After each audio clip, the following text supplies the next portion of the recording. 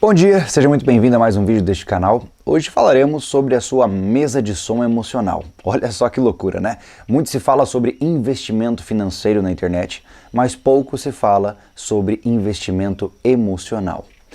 Nós somos criados com uma falta de competência emocional assustadora, né? No colégio você aprende Bhaskara, você aprende raiz quadrada, você aprende a história de vários países diferentes, mas você não aprende como o seu cérebro funciona e muito menos como você pode fazer pequenas coisas para controlá-lo melhor. A forma como você gerencia suas emoções geralmente vai impactar pesadamente ao longo da sua vida inteira.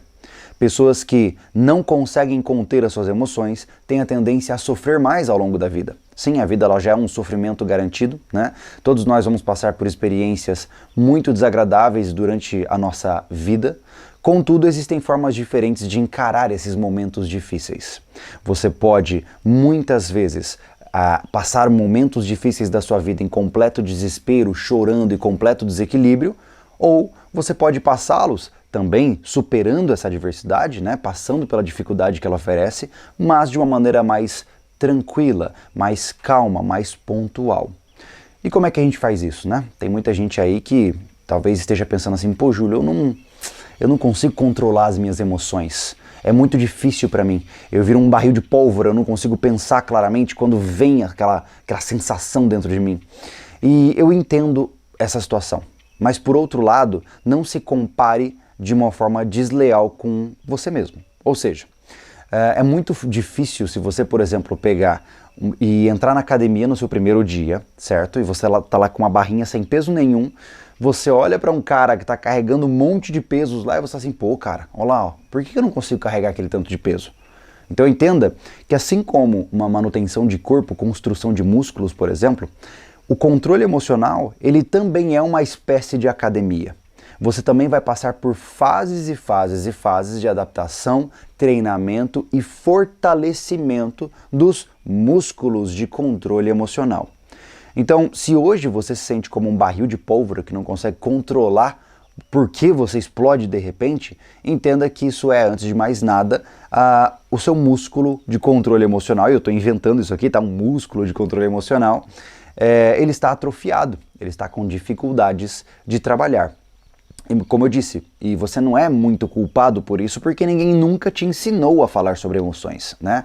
Muito se fala sobre tudo na vida, exceto sobre emoções. Chega a ser curioso, já para pensar nisso, por que um dos elementos mais importantes da humanidade, que é a capacidade de ser intelectualmente como eu posso pontuar? A capacidade de ser intelectualmente apto e a capacidade de ser emocionalmente apto são tão negligenciadas na nossa sociedade? Você já parou para pensar por que isso acontece? Eu também não sei. Tenho só teorias conspiratórias. Mas vamos voltar ao ponto, né? Eu já falei para vocês em algumas vezes aqui que as emoções elas são como uma mesa de som na nossa cabeça. Você possui vários volumes diferentes para cada emoção. Cada espectro emocional, cada área de expressão emocional, ela possui vários níveis de intensidade. Por exemplo, como eu já pontuei também várias vezes aqui, imaginemos que eu estou levemente triste.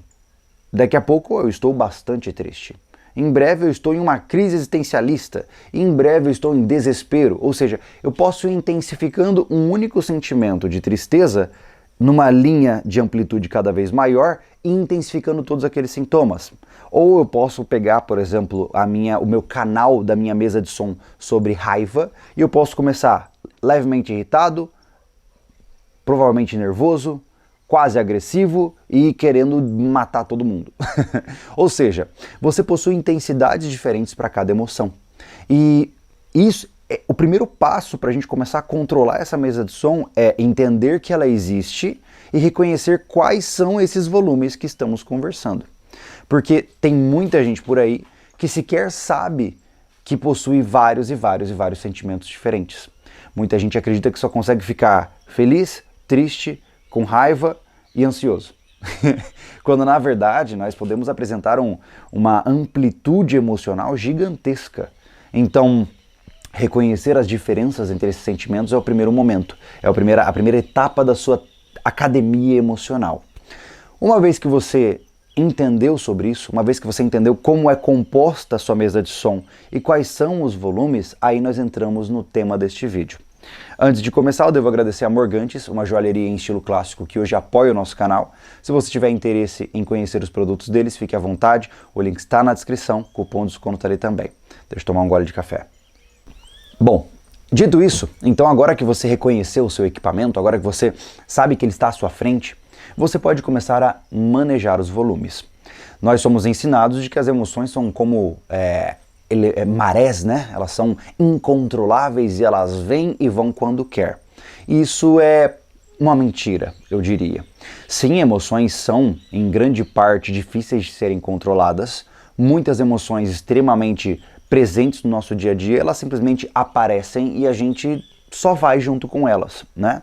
Contudo, como eu bem pontuei, é extremamente importante olhar para as emoções não como um cavalo indomável, e sim como um cavalo arredio, mas que se você colocar ímpeto suficiente, ele vai te obedecer. Então, como é que a gente controla as nossas emoções? Como é que a gente pode fazer para, por exemplo, não ficar ansioso demais ou não ficar bravo demais em uma determinada situação? O primeiro passo é estudo. O primeiro passo é se intelectualizar. Entenda que quanto mais amplo é o mundo à sua volta, menos você se investe emocionalmente nas pequenas coisas. Vamos com calma, isso é importante. Quando você começa a ler muito, viajar muito, conhecer várias pessoas, conhecer áreas diferentes do mundo como um todo, aquele pequeno probleminha do seu celular rachar a tela enquanto você estava conversando com seus amigos se torna tão pequeno, porque o mundo é tão vasto e tem tanta coisa acontecendo que aquilo é uma coisa tão pequena que você simplesmente não precisa se importar com aquilo. Você vai pegar e você vai arrumar quando você tiver condições. Se você tem na sua vida uma linha muito limitada de atuação e a sua vida se resume em o seu trabalho, os seus amigos, e você não vê nada do que existe lá fora e não tem uma curiosidade ativa sobre o mundo, se o seu celular quebrar, ele é parte integrante da sua vida. Ele precisava estar sempre inteiro, porque ele é a única coisa que você tem hoje que te mantém atualizado sobre as coisas, e aí você vai ficar injuriado que quebrou a tela. Então, percebe a diferença?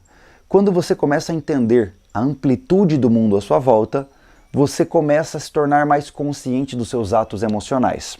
Talvez esse exemplo fique mais fácil de ser compreendido se eu puxar para as crianças, né? Por exemplo, uma criança quando vai no mercado e ela não consegue comprar algo que ela gostaria, ela pode, se tiver em um lar não muito saudável, ela pode se deitar no chão do mercado e começar a gritar e espernear. Ou seja, ela entra num completo descontrole emocional porque ela não comprou aquela coisinha que ela queria. Por que ela faz isso? Porque para ela, aquela é a vida dela. Se ela não comprar aquilo, ela vai deixar de existir. Essa é a intensidade que a criança sente. Mas você, como adulto, e vai no mercado, olha um negócio que você gostaria, mas não tem dinheiro, você fala, pô, dessa vez eu não vou poder comprar. Quem sabe outro dia. E você segue a sua vida, não é verdade? Você percebeu que ao longo da sua vida você conseguiu deixar de fazer manha, né, de bater no chão e se espernear no meio do mercado, para entender que aquilo não dá para comprar agora e você vai seguir com a tua vida normalmente. Então, olha que interessante isso. Olha que interessante, você passou por essa fase. Mas por que não passou por outras, né? Porque hoje, por exemplo, você fica extremamente irritado quando você está no trânsito. Por que você fica extremamente triste quando alguém te critica? Quando você percebe que uma única crítica de alguém não vai te destruir para as mais de 8 bilhões de pessoas vivas neste planeta agora, você entende que é só mais uma crítica, que você deve levá-la a sério para entender de onde ela vem, por que ela vem, mas você vai seguir a sua vida e nada vai te impactar. Então, o primeiro passo para você ganhar mais controle emocional é entender a real proporção das coisas. Lembre-se disso. Você precisa dar o juízo de valor adequado para cada coisa. Especialmente no mundo da adolescência, né? Existem coisas que o adolescente sente que vão acabar com a vida dele, né? Minha namorada terminou comigo, minha vida acabou.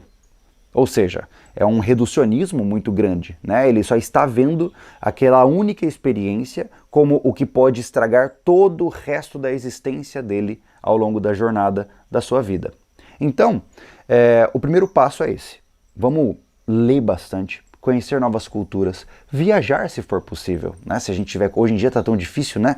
Mas conhecer outras culturas é extremamente importante, seja por livro, se você puder conhecer outras linguagens, tudo isso vai te dando uma noção de imensidão tão grande que as pequenas coisas parecem não importar tanto.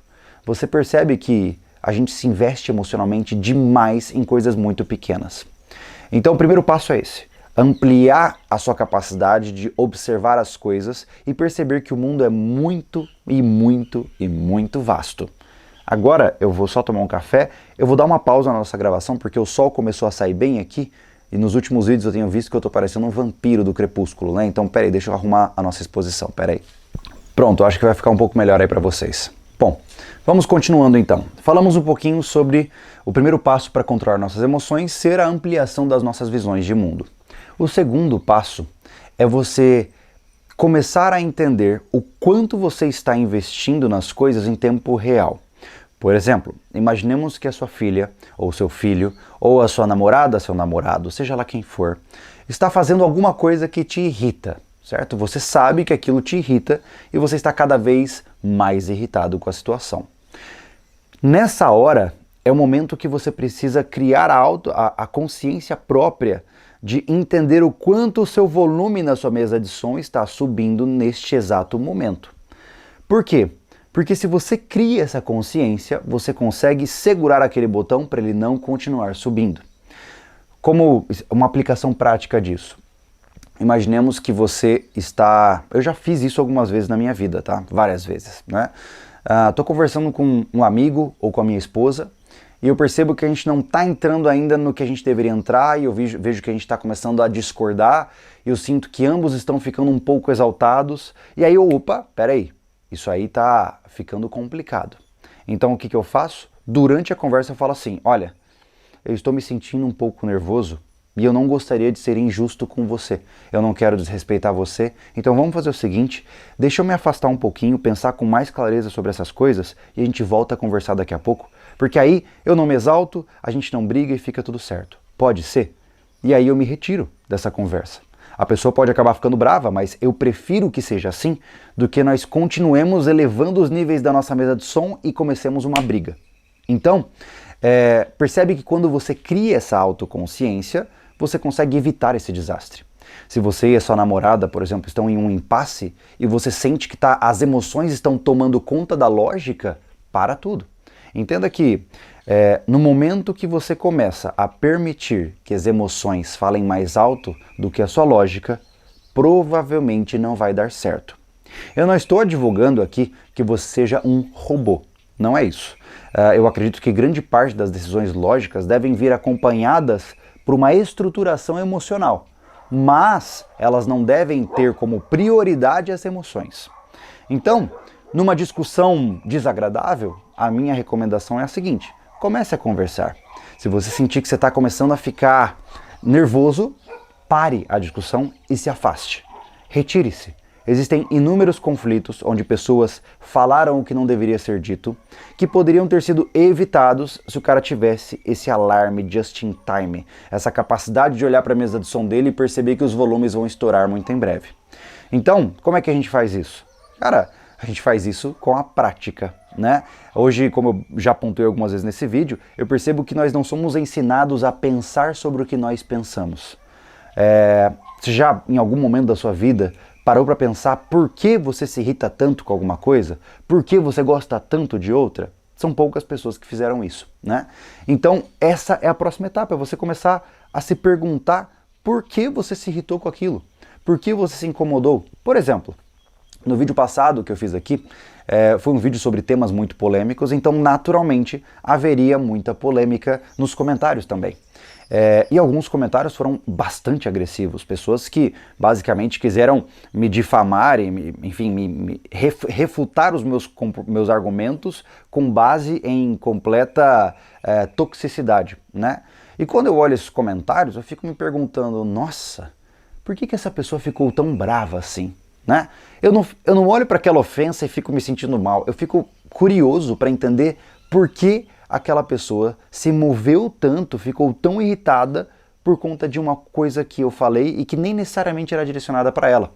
E talvez essa pessoa deva se perguntar, nossa cara, por que eu fiz questão de xingar o Júlio nos comentários porque ele falou essas coisas? Você percebe? Então, existem investimentos emocionais que a gente precisa entender de onde vem. Se algo te incomoda profundamente, se algo te irrita, tem coisa aí, cara. A gente tem que saber o que está por trás dessa cortina. Eu fiz um vídeo aqui há um tempo atrás falando sobre o processo de como a gente se sente quando nós somos ofendidos, né? Mas o mesmo processo se aplica a qualquer outra coisa. Se te incomodou, se te desestabilizou, é porque existe alguma coisa ali que precisa ser trabalhada. Se o seu filho, quando faz manha, te deixa irritado, tem alguma coisa aí que você precisa trabalhar melhor. Se a sua esposa, se sua namorada, namorado faz alguma coisa e você perde a cabeça, alguma coisa aí precisa ser ajustada. Então, lembre-se, primeiro ponto, ampliação do seu mundo, para você não dar tanta importância a coisas tão pequenas. E 2, aprender a perceber em tempo real como é que está o volume da sua mesa de som. Com esses 2 elementos, você já consegue lentamente controlar o seu investimento emocional. E meus amigos, eu vou te dizer, eu não estou me colocando aqui como um cara perfeito nesse sentido. Por diversas vezes da minha vida eu tenho momentos emocionais que eu realmente não consigo controlar também. Mas hoje eu tenho me sentido tão bem, cara, tão bem, porque eu realmente estou conscientemente escolhendo com o que eu me importo e quanto eu me coloco de investimento emocional naquilo. Então, por exemplo, recentemente o vidro do meu carro estourou, certo? O vidro traseiro do meu carro estourou. Para arrumar esse vidro foram R$550. E aí eu pensei, poxa vida, né? R$550. Já se foi aí o meu caixinha que eu guardava no mês. Mas eu vou fazer o quê?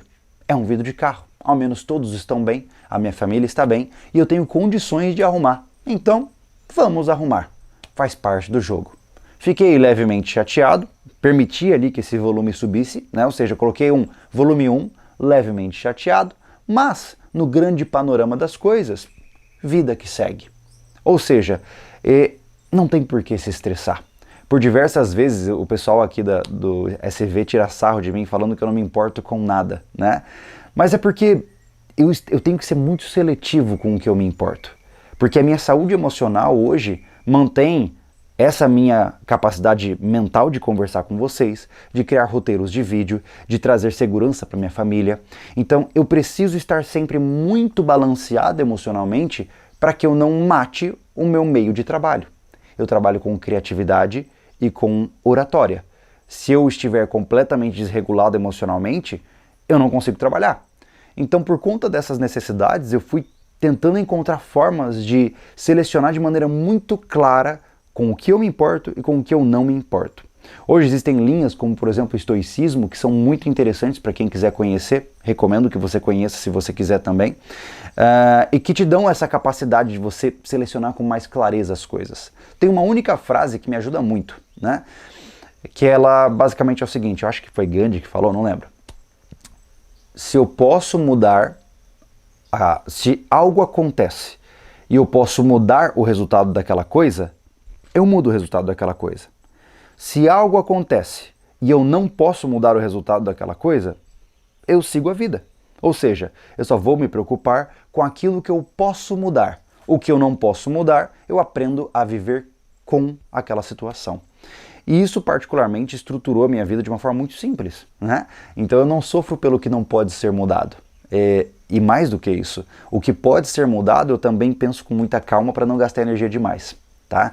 A nossa energia mental ela é bastante limitada. Eu sempre brinco dizendo aos amigos mais nerds aí, eu digo que a nossa energia mental é como a mana. Né? Então, você não tem no joguinho, né? Quando você, por exemplo, é um mago, você tem a sua vida e a sua mana. A mana é a energia que o personagem tem para efetuar magias. Né? Na nossa vida real é mais ou menos assim. A nossa energia emocional, a nossa energia mental, ela também é limitada. Se você investe muito em um único, entre aspas, um único ataque, um único feitiço, não sobra para o resto. né? Aí que acontece as completas bagunças emocionais, né? Especialmente com homens, o cara investe toda a mana dele, toda a energia mental dele no trabalho, não sobra nada para a família se vê completamente desamparada emocionalmente do ponto de vista afetivo e de atenção, e aí ele começa a ter problemas familiares, e aí a família se desestrutura, aí ele vai para o trabalho sem conseguir trabalhar direito, porque agora a energia está vindo para lá, para resolver conflitos de lá, e vira essa bola de neve. Então, saber dosar o quanto você investe em cada coisa é o melhor caminho para ter uma vida equilibrada, tá? Não vai te poupar de sofrimento, mas com certeza vai fazer a sua jornada neste planeta um pouco mais suportável. Nossa, falei muito hoje, né? Até meu café acho que esfriou, deixa eu ver. Deu uma esfriadinha. Mas eu espero ter trazido algum insight. Hoje eu liguei essa câmera não querendo gravar, confesso. Eu senti que eu não estava muito alinhado com as ideias, mas talvez esse bando de balbuceios aqui possa ajudá-lo a trazer novas percepções sobre a sua vida aí também. Lembre-se que aqui o meu objetivo é tentar ajudar como eu posso, né? Eu não sou o certo da história, muitas vezes eu estou equivocado, muitas vezes eu até me passo nos meus discursos, mas eu estou aqui para fazer o meu melhor com o que eu tenho, com o que eu sei e com o melhor das intenções. Então, espero que tenha sido de proveito essa nossa conversa de hoje e a gente se vê no próximo vídeo, tá bom? Nos vemos, quem sabe amanhã, quem sabe depois de amanhã. Vamos pensar. Coloque os temas que vocês gostariam de ver sendo debatidos aqui nos comentários e a gente, quem sabe, vai navegar por eles também. Até a próxima.